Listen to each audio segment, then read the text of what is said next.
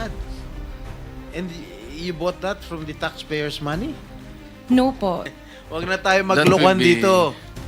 Let's allow our Sino ang point person nyo sa DPWH na nagbibigay sa inyo ng informasyon na ito, o para sa inyo, ito para sa kanya? Sino?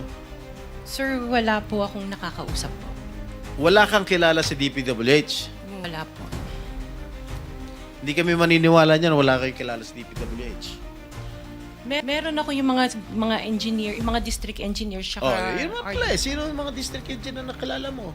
Pero hindi po sila nagbibigay ng project po sa akin. At tinatanong ko, wala naman ako sinasabi sa'yo kung nagbibigay sila ng project. Sino ang kakilala mo sa DPWH? Sila mga DE po. DE Yeah, okay. ng Sabi mo, sino? Saan nyo ba kinukuha yung mga coaching imported, mga luxury cars? Ang balita ko, dun sa interview mo, binili mo yung isang Rolls Royce dahil nagandahan ka sa payong. Tama ba? Sir, yes po. Samantalang, ilan yung luxury cars mo? Nasa 28 po. 28 lang. Araw-araw gusto mo Collection. palit ng kotse? Hindi po.